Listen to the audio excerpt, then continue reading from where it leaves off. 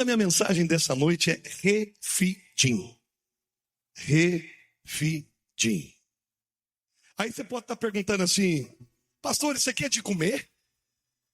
Isso é um prato típico da região americana aqui? Pastor, refidim, o que é, pastor? Refidim é um homem? É um método? O que é refidim? Nós vamos descobrir na palavra. Porque eu quero informar para você que essa palavra que está na sua Bíblia. Olha para o lado e vai dizer, irmão, você está lendo Bíblia, irmão? Pergunta ali, vai. Mas antes de entrar na palavra e de compartilhar com os irmãos essa mensagem, às vezes eu fico pensando, sabe? Como entender o agir de Deus? Deus, às vezes, ele é um pouco complexo, disse o Alexandre. Em um determinado momento, ele chama um homem e fala assim, Moisés, aquela voz bonita, eu imagino, Moisés, tira o meu povo da escravidão. Liberta meu povo. E aí lá na frente, Moisés está no Monte Sinai, e Deus escrevendo as tábuas da lei para ele, e o povo constrói um bezerro de ouro. Na verdade, o povo não construiu um bezerro de ouro. Na verdade, o povo só trouxe à existência aquilo que já estava dentro do coração. Já estava ali. Eles só estavam esperando a oportunidade de trazer à manifestação aquilo que de fato eles acreditavam. Não todos, mas alguns. E às vezes com a gente é assim também. No momento de crise da nossa vida, a gente traz à existência algumas coisas que estavam no coração. Que não é vontade de Deus. A quem nunca? Fala a verdade. Quem nunca? Mas aí ele vira para Moisés e fala assim, esse mesmo Deus, falou, Moisés, tira meu povo do Egito, tira meu povo da escravidão. Ele vira para Moisés e fala, Moisés, o seu povo, olha que loucura. Ele inverte a história. Moisés, o seu povo, está lá embaixo, lá, ó, agora a versão leandriana, moderna. O meu jeito de falar. Mineirês, tá bom? Seu povo está lá embaixo, Moisés. Ó. Permita-me com que eu mate a todos. Elimine todos. E Moisés olha para Deus assim, eu fico imaginando, falo, Deus, vem cá. O que dirão as nações? Libertou o seu povo da escravidão para morrer no deserto?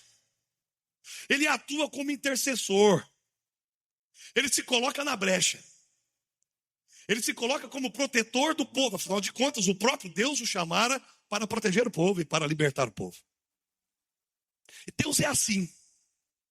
É difícil entender que para que uma pessoa possa ser promovida a governador do Egito, ela tem que ser abandonada, jogada fora, dentro de um buraco pelos seus irmãos.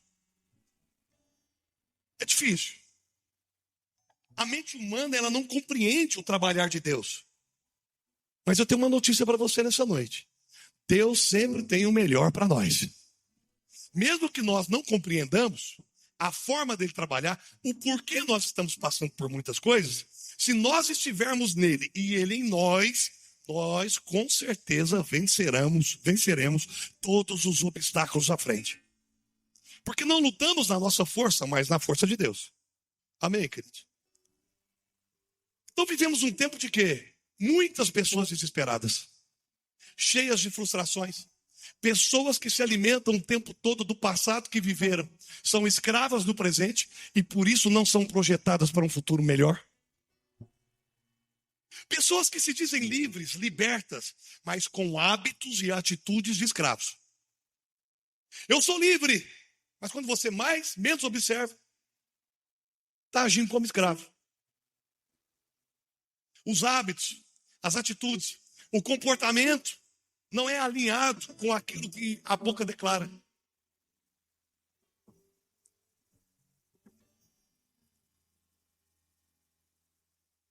Aí eu comecei a ler isso. Refleti. Aprendendo a depender de Deus. Isso é difícil depender de Deus. É difícil depender de Deus quando você muda o quadro da sua vida, passa a fazer algo completamente diferente do que você fazia antes.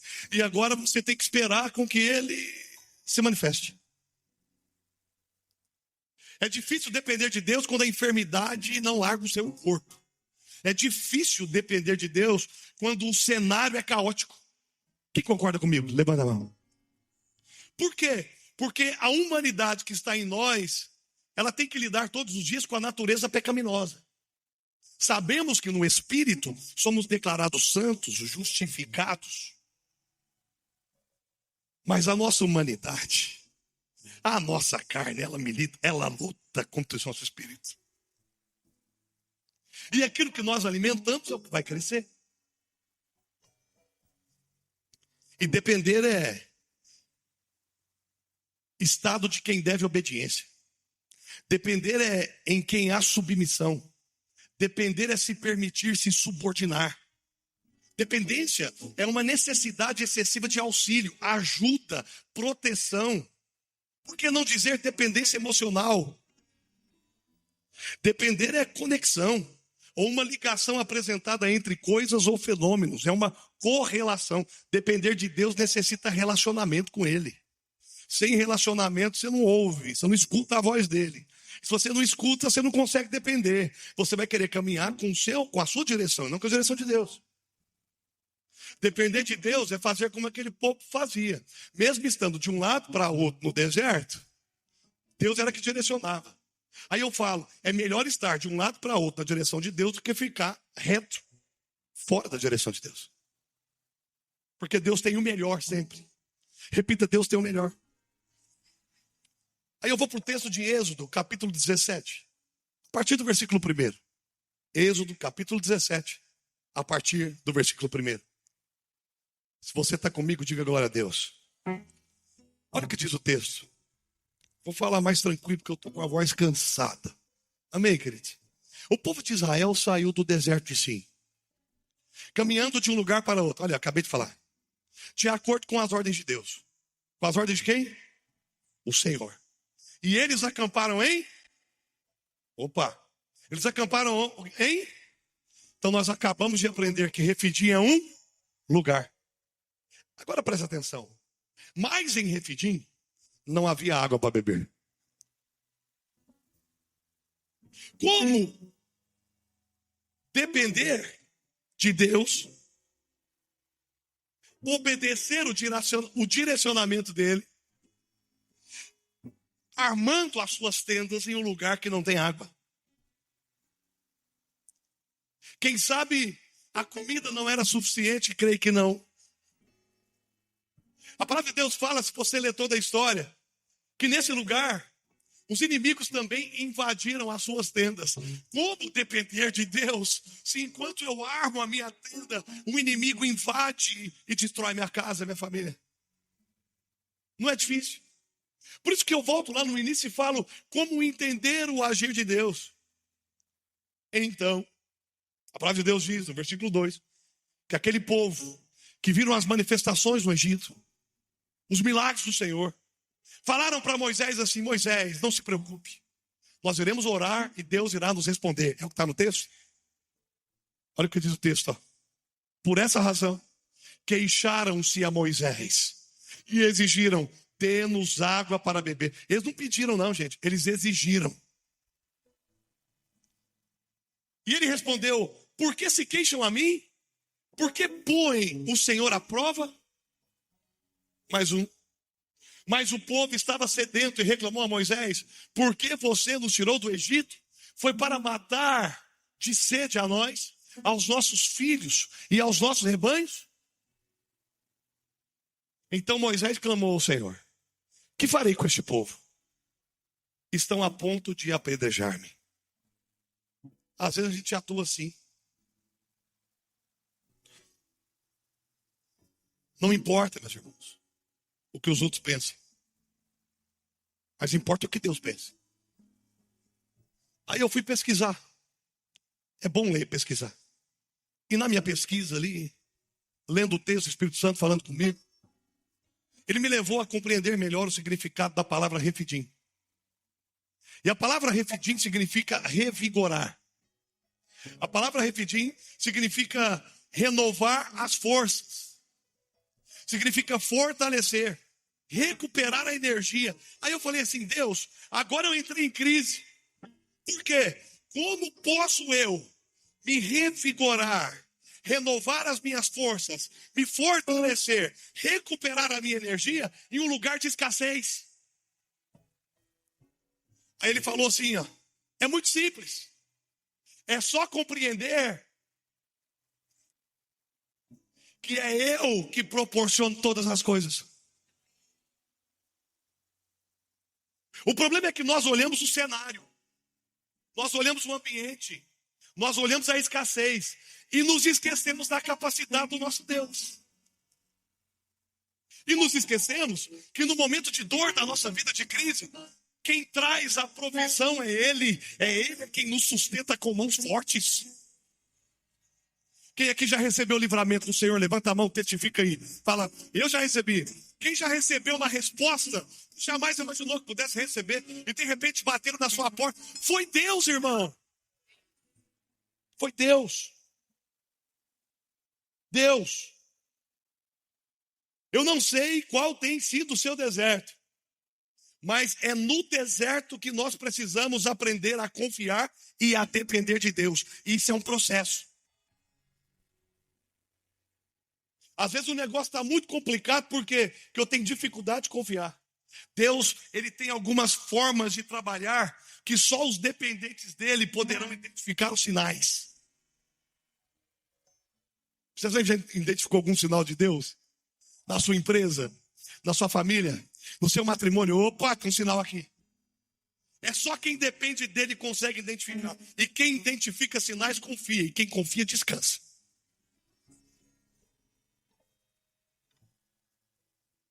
Para algumas pessoas aqui hoje, a palavra é de descanso. Pastor, se eu te contar o que está acontecendo, descansa.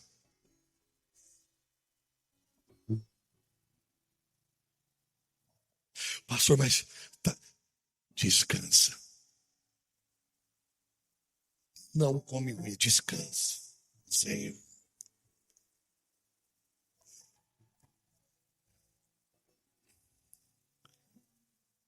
Quer uma frase boa?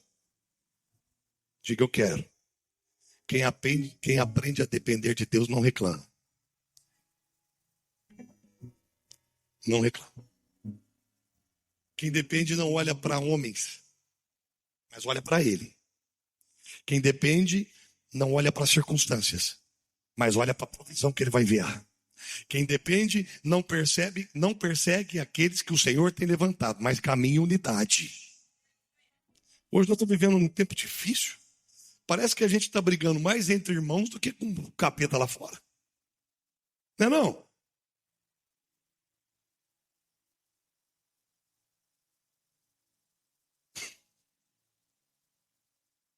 Uma brigaiada, né? É tanta expectativa, né? Por que você não troca as suas expectativas por convicções? Por que você não abre o seu coração e seja sensível para que você ouça a voz dele de uma forma genuína? Se Deus te mandar ir, vá, porque ele proverá tudo que você precisa. Olha para lá e fala assim, se Deus te pedir, vá. Ele é que provê. No versículo 5 diz assim, o Senhor disse a Moisés, quem disse? Senhor. Aprenda isso. Escolha entre eles alguns líderes e passe com eles na frente do povo. O povo reclamou tanto, Moisés clamou ao Senhor e Deus deu a estratégia. Aí Deus fala assim, ó, vai lá e bate na rocha. Não. Escolha alguns líderes. Tem revelação que Deus não vai dar para todo mundo, não. Tem experiências que Deus não vai permitir com que todos participem. É só para alguns. É só para quem está preparado. É só para quem tem sabedoria. É só para quem se dispõe a depender dele na totalidade. Moisés, escolha entre eles alguns líderes e passe com eles à frente do povo. Leve também o bastão com o qual você bateu no rio Nilo. Eu estarei diante de você, em cima de uma rocha, ali no Monte Sinai. Bata na rocha e dela sairá água para o povo beber. Sabe o que a gente aprende com isso? Que a gente não ganha guerra com milhares. Gideão só precisou de 300. Aqui só alguns líderes foram para frente para ver a manifestação. Jesus não chamou a multidão seguia Jesus, mas Jesus chamou 12. 12, um diferente do outro. Complexo. Jesus chamou Moisés. Ele não chamou um grupo. Jesus chamou Abraão. Ele não chamou um grupo. Muito pelo contrário, ele falou: sai da tua terra e da tua parentela e vá para o lugar que eu te mostrarei. A gente às vezes está em busca de multidão, não, mas Deus está em busca de uma minoria que tem capacidade de depender dele para realizar grandes manifestações para que a obra dele cresça e não sofra dano de continuidade. E através dessa minoria, uma multidão será alcançada para a glória dele, não é para a glória do homem. Amém, querido? Deus levanta uma minoria como visionários. Existem revelações que o povo jamais terá acesso, somente os escolhidos. É assim que funciona. E eu gosto, pastor Alexandre, bispo Alexandre, desse negócio de rocha.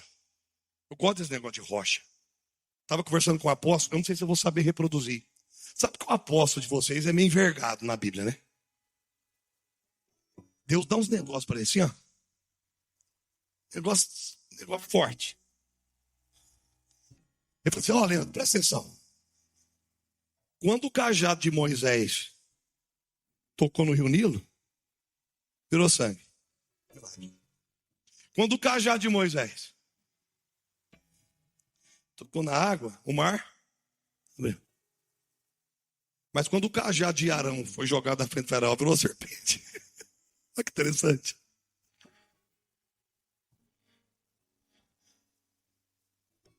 A palavra de Deus diz assim: Cristo é a rocha da nossa salvação. Você pode repetir isso? 1, 2, 3 e... Cristo é a rocha. Olha o que o salmista diz. Ele me tirou de um poço de destruição. Era assim que estávamos. De um atoleiro de lama. Pôs os meus pés sobre uma rocha. E firmou-me num local seguro. Diga rocha. A palavra de Deus também diz assim, ó: construi e edifica a sua casa sobre a rocha. Deus está preocupado. E aí você pergunta: mas por que bater numa rocha? Pega o seu cajado. Cajado madeira, madeira cruz. Rocha, Jesus. Cristo é a rocha da nossa salvação. E quando a rocha é ferida pelo madeiro, quando Cristo é ferido na cruz do Calvário, ali saem fontes de água viva que você bebe e jamais tem sede, pão do céu que você come e jamais tem fome. É assim que ele trabalha. Assim como diante de Faraó, o cajado de Arão é lançado e se transforma em uma serpente. E ali os magos, eles também, os feiticeiros de Faraó, também vão lá e realizam, e 2 serpentes aparecem, mas a serpente do cajado consome as outras 2 serpentes dos magos de Faraó. Sabe o que isso significa? Que toda maldição foi levada no madeiro para que nós pudéssemos experimentar a bênção do Senhor. Já não há mais condenação para aqueles que estão em Cristo Jesus. Jesus foi ferido no madeiro para nos proporcionar a salvação e vida eterna. Mas você precisa aprender a depender dele todos os dias da sua vida. As coisas não vão funcionar só do jeito que você deseja. Não precisam ser do jeito que você almeja. Mas se você confiar no Senhor, descansar o seu coração, permitir com que a sua satisfação seja suprida nele, é impossível que a glória do Senhor não desça sobre a sua casa, desça sobre a sua vida e a resposta venha. É tempo de crescer em maturidade. Deus está em busca dos trabalhadores da última hora. Meus irmãos, nós estamos vivendo os últimos dias do planeta Terra. Nós não podemos fazer da obra do Senhor apenas um serviço. Mas precisamos fazer tudo o que fazemos protegendo a essência que Ele tem colocado no nosso coração.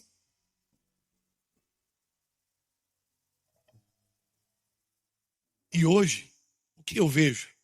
Muitas pessoas perdidas dentro da causa do reino.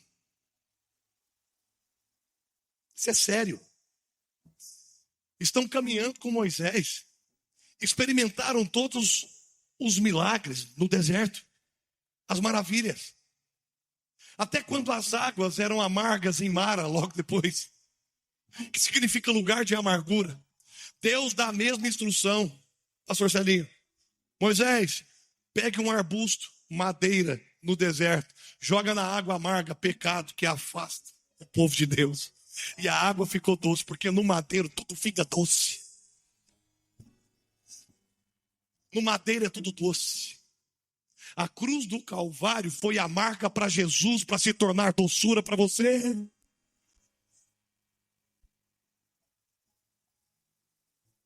O que nós estamos fazendo com a doçura do Evangelho? Nas rodas que nós nos reunimos, nós glorificamos a Deus, falamos de coisas que edificam, ou damos atenção para vozes estranhas?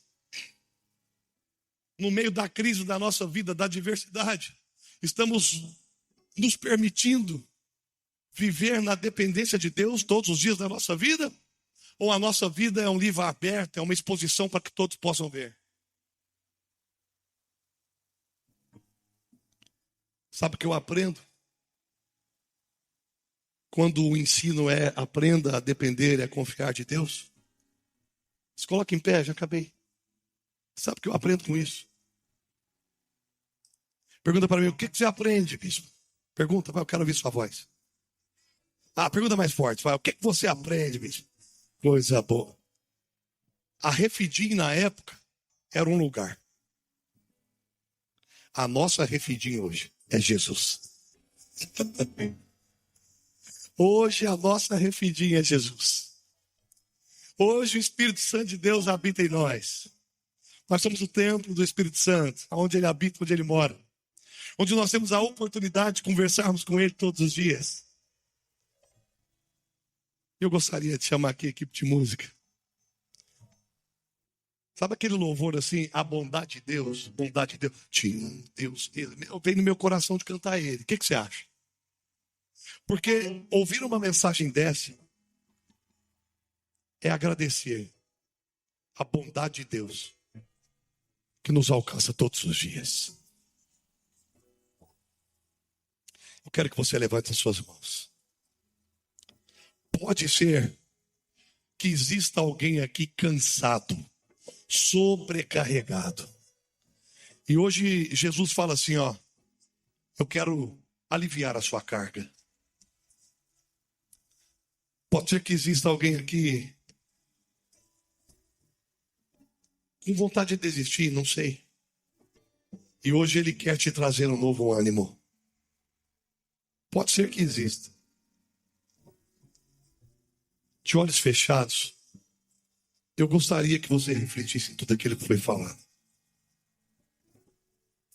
E se você é essa pessoa que precisa de refrigério na alma, existe uma unção de renovo aqui na frente hoje. E eu quero declarar refrigério sobre a sua vida. A única coisa que eu queria te pedir é que você saísse do lugar para receber essa oração e viesse aqui na frente. Será que existe alguém que gostaria de receber essa oração? Refrigério na alma, renovo.